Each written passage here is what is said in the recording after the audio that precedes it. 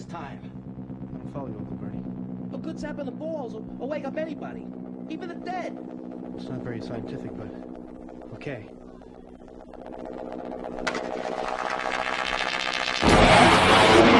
All around. Well, thank you very much, ladies and gentlemen.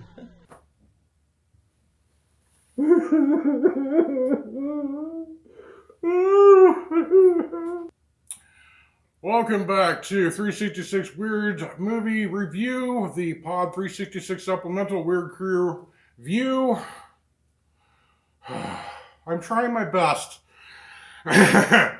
Today's movie is Rock and Roll Frankenstein. Out of the request queue, somebody suggested this as a weird movie to be added to our list. I'll cut to the chase. No. In reading online reviews, I see a lot of people compare this movie to Frankenhooker. The shortest review that I can give you for 1999's Rock and Roll Frankenstein is that if you haven't seen 1990's Frankenhooker, go see that first. And if you have seen Frankenhooker, see it again. Rock and Roll Frankenstein goes for the offend everybody school of midnight streaming, sci-fi horror shocksploitation. You're familiar with the genre from, trauma entertainment, full moon features, stuff like that. Except that Rock and Roll Frankenstein fails to even meet that low mark. Trigger warning going forward. For everything. This movie spares no effort at offending absolutely everyone. It is racially offensive. It is sexually offensive. It is politically correct offensive. It's also conservative offensive. It's offensive to rock and roll.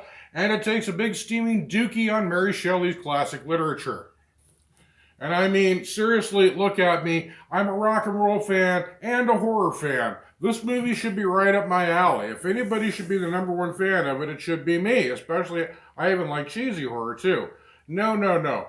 This movie plunges below those basement expectations. It's a complete waste of time. It's not even so bad it's good. It's just a boring movie with a few dumb ideas that go nowhere. It staggers around trying to think of something and just kind of fizzles out. I can't even hate the movie as much as pity it. Director and writer Brian O'Hara had a career mainly in the sound engineering and editing department, and he obviously tried his hand directing a couple features. The problem is just that he had no ideas, even for a farce. The dialogue is so potty-mouthed. You have to use so many cuss words. The many shots so graphic in nudity that I'm barely going to be able to work with any clips. Luckily, I'm going to make this short because this movie is barely worth noticing. This is record producer Bernie, played by Barry Fetterman, who plays the whole movie like Rush Limbaugh ate Donald Trump. Every other word out of his mouth is an F word or an insult. Anyway, he's sick of dealing with rock stars. Never again! Never again! Never again! And wants his bodily own one.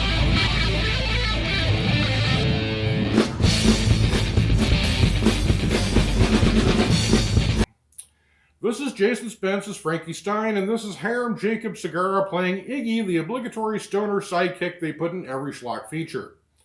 The plan is to reanimate a corpse stitched together out of the parts from the greatest rock legends. An idea whose potential is amusing enough until you see them waste it in the first 20 minutes of the movie. They go for Jimi Hendrix's hands and Elvis's brain, but for some reason they're stumped for one last body part. Aren't you forgetting something, kid? I don't think so, Uncle Bernie. What about his hose? his cock? His pecker? His penis? Boy, does this movie love talking about it. Actually, I was considering shaping a vagina for him. It's a much more efficient organ. That's the last time anybody in the film makes an argument from common sense. They decide on Jim Morrison's Johnson as the best option. I don't know, Val Kilmer? I mean, did he even pass puberty? There's a retired coroner from L.A., Dr. Nakasomi, and he has the world's largest collection of famous deceased persons' private parts. And I know for a fact that Morrison's sex organ is in his collection. A cock collection? Anyway, they get to the cock depository, but they break the PP they were after, so they have to find a substitute.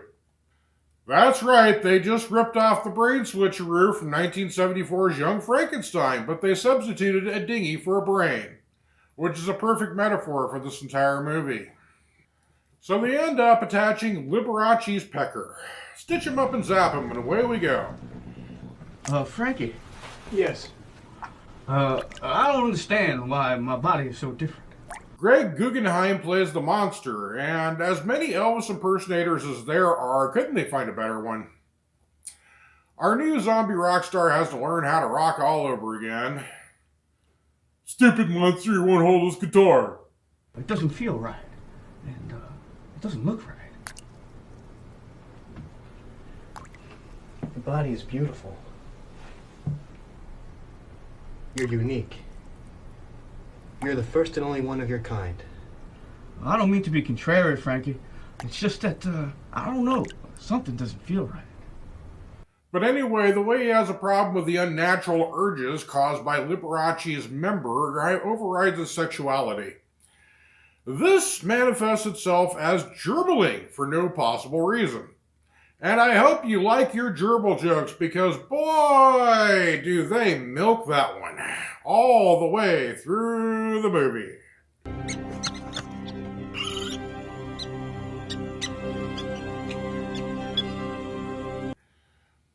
More gerbling and more gerbil references. Gerbils, isn't that hilarious? But the monster tries his best, and here you can see where the movie almost had half a good idea. Tell me who I am. Can I be your man? I look in the mirror, what do I see? Only what other cats want me to be. Then I my own reflection. Why, oh why do I feel such rejection? The monster simply turns his angst into songs, and they're hits. Even when his unnatural urges trouble him, he just makes a new album called Unnatural Urges and has another hit. Feeling so confused. I got me the boner blues.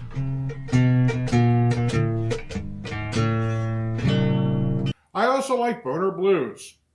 This goes to show they chanced on a good direction to go with this, and then they just didn't follow through. He tries doing it with a groupie. Yes, he has groupies who get tattooed stitches on their necks. You see, his problem is that he has Elvis's brain and Liberace's trouser worms, so his brain wants women while his dink wants men. Here's another point where this movie could have been a contender if it went all the way. He starts having conversations with his penis, which talks back. It's just stress. You're not going crazy. What voices, Frankie? Of course, I could be wrong, and you might be a latent schizophrenic, but I doubt it. Well, Monster's in a tizzy. He doesn't know what to do. He's all confused and whiny. Honestly, what is the big deal with his sexuality? They sewed this guy together to play music, not boink. Do you think Phil Spector ever let any of his rock stars have enough time for a sex life? The monster tries a gay play date this time. But now his dink is happy, but his brain is disgusted. He just can't win. Gosh, if only sexuality occurred across a spectrum so that there would be people who were in between the two far binary extremes of men and women. There should be a name for that kind of person. So the monster starts going on a rampage born of sexual confusion. He also kills a prostitute and then murders a priest with a crucifix. Nice try at being weird, but Ken Russell called and he wants his sexually charged religious blasphemy back. Finally, Iggy owns up to the penis switcheroo, which enrages Bernie. What does he do about that? He yells a lot of F words, of course. Quick, give him the watch! Give him the watch! 3 syllables. They try to operate and get a replacement dinger, but the manhood of Liberace shall not be denied. It's taken on a mind of its own and can't be removed without killing the patient. Let me just consult my gender identity book. I'm trying to figure out, do you still count as trans if you have a gay? Does it even work that way? I mean, do your body parts are gay? I thought it's... Obviously, this book wasn't written to answer questions like these. Next, the monster kills Frankie accidentally, then kills Bernie by crushing his head. But his penis has taken on a mind of its own and is now played by a ridiculous balloon prop. Frankie assassinates himself, and the best part of the movie arrives. It's over! This movie was as dated as ancient Greece, even in 1999. It feels exactly like it was made and shot in the late 1980s and then waited 10 years to get a release. What a worthless waste of time. This movie takes a steaming dump on rock and roll and gothic literature, and along the way goes out of its way to be as offensive as possible and still get an R rating. It has no ideas, no direction, and no fun. The tragedy is that this could have been a much weirder movie, but the whole film stutters around wielding half-baked ideas that go nowhere. The movie suffers from plot, structure, erectile dysfunction. Compared to just 1 minute of Frankenhooker. See how they got so much more mileage out of this disturbing dinner scene? Compared to just about any movie on our list under the tags of Frankenstein, rock and roll, or anything to do with sexuality, this movie is inferior to all of them. It's a nasty, insulting experience that would classify as a hate crime if these lazy bozos had enough agency to be willfully mean. As it is, Rock and Roll Frankenstein is 88 minutes of pain you will never get back, all for a monster that never should have left the slab. Hey, wait a minute, Frankenhooker's on the request list too. We don't have that one?